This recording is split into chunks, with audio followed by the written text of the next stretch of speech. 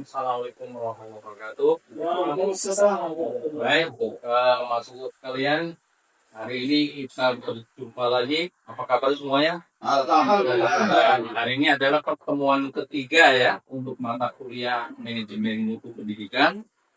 Dan di pertemuan ketiga ini kita akan membahas masalah terkait dengan plan, do, check, dan action ini ya, atau sering disingkat dengan PDCA. Ini penting materi ini karena ini salah satu strategi ketika kita mau meningkatkan mutu ya di organisasi.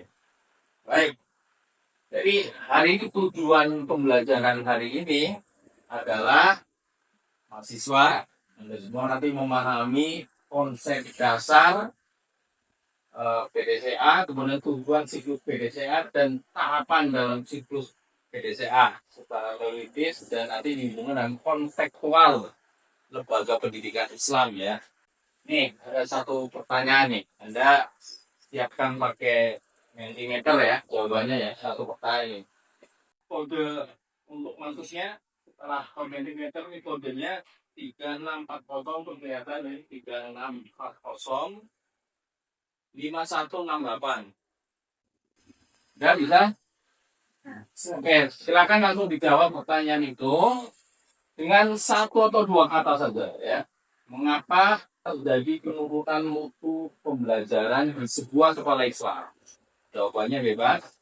Langsung saja. Oke, tidak ada yang masuk, lemahnya visi dan misi. Oke, yang lain ini untuk melihat atau mengidentifikasi dulu berbagai permasalahan mengapa mutu pembelajaran menurun. Oke, fasilitas belajar. Mulai. Oke, kualitas guru. Oke ya, ini sudah cukup representatif. Rendahnya motivasi belajar. Oke, itu ini aja untuk memantik terkait dengan materi pada hari ini. Jadi Anda tahu dulu, oh ternyata kalau ada sekolah Islam yang menurun, kita identifikasi tuh masalah-masalahnya. Jadi begini, kita ini kan menghadapi tantangan yang cukup kompleks ya sekarang ini ya. Umpamanya itu Pak bertumpuk kompleksiti ya, kompleksiti itu kemudian bertumpuk-tumpuk dan ambiguity, informasi juga ambigu, perubahannya juga cepat, pagi apa, sore apa, sehingga ketidakjelasan informasi terjadi. Nah ini semua berdampak juga terhadap dunia pendidikan. Salah satunya di sekolah Islam tadi ya. Nah, setiap organisasi termasuk sekolah ya itu harus memiliki kemampuan untuk adaptasi dengan cepat, adaptasi terhadap perubahan tadi yang cepat, karena semuanya itu berdampak ya di sekolah dan harus siap untuk bisa update mengikuti perkembangan. Nah, proses mencapai kesuksesan tidak mudah ya, karena selalu ada tantangan. Apalagi tadi kita berada di era yang berubah lingkungannya juga terlalu. Oke, nah PDCA itu apa sih? PDCA itu kan singkatan P-nya itu play, do, check, dan X ya. Jadi plan itu perencanaan, kemudian do itu pengerjaan ya, kemudian check itu pengecekan, dan X itu tindakan, action ya. Itu cara singkatannya. Nah, PDCA sendiri adalah metode dalam manajemen ya yang menggambarkan proses perbaikan ya, proses perbaikan secara terus menerus dan berkelanjutan atau dan berkelanjutan ada satu masalah. Tadi masalahnya apa sih? Nanti cari dulu akar masalahnya, kemudian dirancang dan diubah. Nah, PDCA ini berfungsi sebagai kerangka kerja yang iteratif berkelanjutan dalam rangka pengembangan yang berkelanjutan dan peningkatan efektivitas operasional dalam berbagai bidang. Salah satunya adalah bidang pendidikan ya. Jadi untuk memperbaiki mutu tanah bermasalah gitu ya. Jadi PDCA ini digunakan untuk mengidentifikasi kapan dan kenapa suatu proses tidak berjalan sesuai rencana itu ya. Prosesnya tidak berjalan sesuai rencana. Dengan begitu, organisasi atau lembaga pendidikan bisa melakukan kontrol dan perbaikan keberlanjutan pada proses tersebut ya. Jadi kalau kemudian ternyata ada masalah nih karena nggak sesuai dengan target awal gitu ya, atau penurunan atau prestasinya tidak mencapai target ya, kita kemudian apa namanya identifikasi untuk melalui proses siklus PDCA itu apa plan, kita bikin plan mengapa dan seterusnya ya. Cari akar masalahnya dan kita lanjut ke tahapannya ini ya.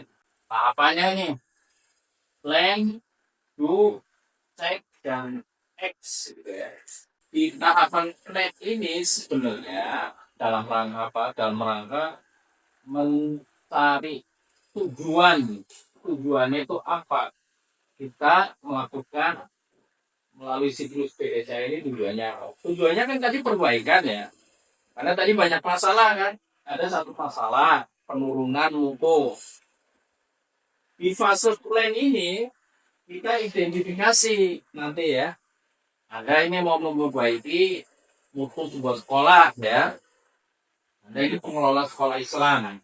Ternyata tadi diidentifikasi ada berbagai masalah. Masalah utamanya adalah terjadi penurunan prestasi nih. Mungkin prestasi hafalannya ya, dari sisi tapisnya menurun atau karakternya menurun, bukan masalah, ya kan? Nah, kemudian plan itu Anda identifikasi dulu dan analisis akar masalah. Nanti cari dulu ya akar masalahnya apa sih, kenapa prestasinya menurun. Cari akar masalahnya apa. Itu di fase plan ya.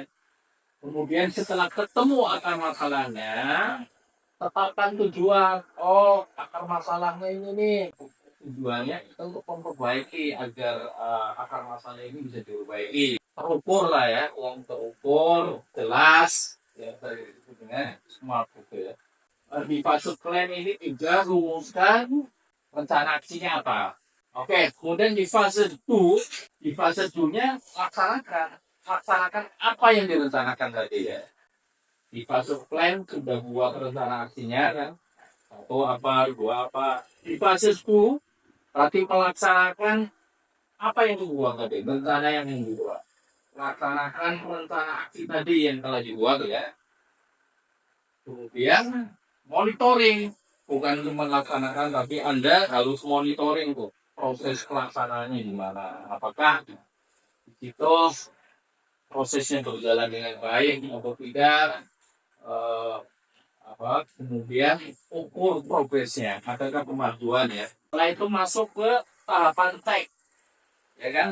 Setelah dilaksanakan rencananya tadi, di fase cek ini Anda menganalisis ya, Anda sebagai tim mutu di sekolah, kepala sekolah, kemudian mengecek, menganalisis dari pelaksanaan tadi ya, bandingkan dengan tujuan awal antara pelaksanaan dan tujuan itu, apakah sudah tercapai tujuannya atau masih ada yang kurang.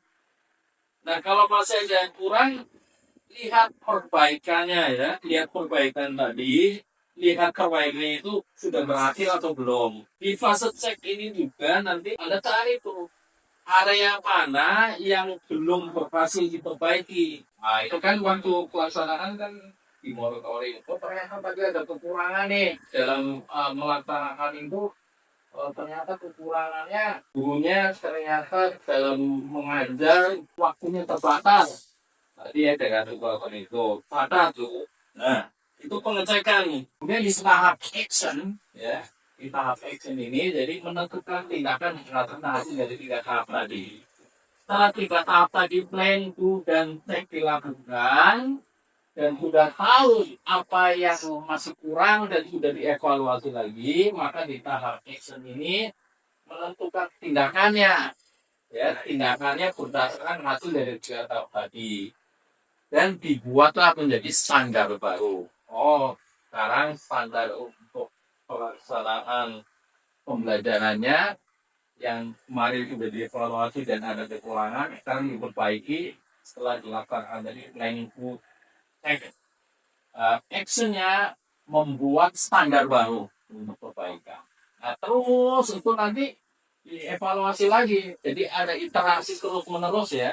Dievaluasi lagi kalau ada kekurangan diperbaiki lagi. Jadi terus sampai kapan ya, sampai kemudian tujuan tercapai ya.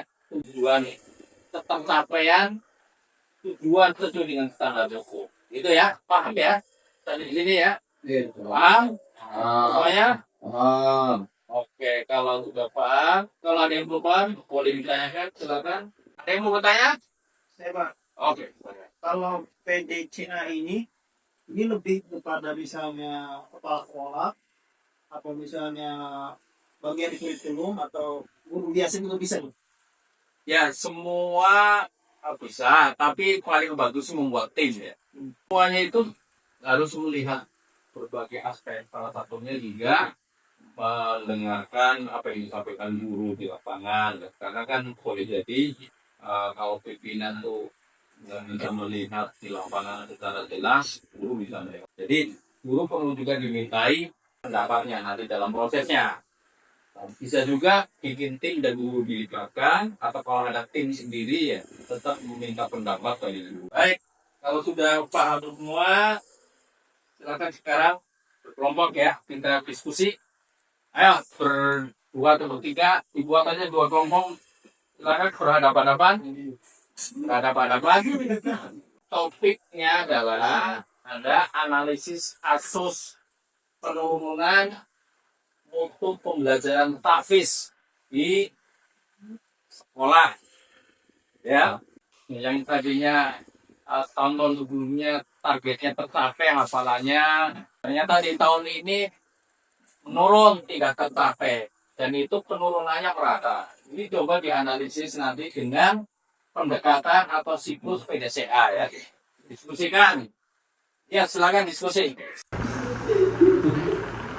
One day ya gitu. Dari Yus 30 kelas-kelasnya Ustaz. Kalau yang 4 tahun ini Oke, udah 60 menit ya, udah selesai ya. Oke. Sudah selesai, 60 menit sudah presentasi juga. Sudah, setiap kelompok sudah didiskusikan. Alhamdulillah kita sudah menentukan solusi dan Anda sudah tahu terkait dengan tahapan plan, do, check, dan X. Dan Anda juga langsung pembelajaran dengan kasus ya, untuk agar tahu penerapannya atau implementasinya tadi. Sebelum ditutup, kita ada kuis nih. Sekarang masuk ke www.kahoot.it. Sudah masuk ke sana, sudah masuk ke Kahoot ya. Jawab, silakan. Situ ada pilihannya ya. Benar ada tak? Tuh ya. Baik, di sekolahnya paling tinggi R4. Yang lain belum. Oke, next. Soal ketiga nih, ini ada 4 soal. Ya. Membandingkan hasil kerja dengan tujuan yang telah kamu tetapkan pada tahapan plan, ada termasuk kata Kamu salah. tidak aja. Herman masih tertinggi, 2 pemain di 3. Oke. Soal terakhir nih, gitu ya. Ini juaranya nih, juara 3 Rumai, juara 2 Rupang gitu. Juara 1 Herman. Oke, selamat. Anda semua sudah paham dan sudah bisa menjawab tadi soal kuis. Karena itu mendapatkan kemana pemahaman Anda dan ketercapaian tujuan ya, untuk pembelajaran di awal. Nah, terima kasih. Ada pertanyaan yang sampai di sini? Cukup? Oke, kalau cukup kita akhiri ya untuk kuliah hari ini. Jangan lupa dipelajari lagi di rumah dan kita bertemu kembali tahun depan, insya Allah di waktu yang sama. Terima kasih. Kita tutup dengan membaca hamdalah. Alhamdulillahirobbilalamin.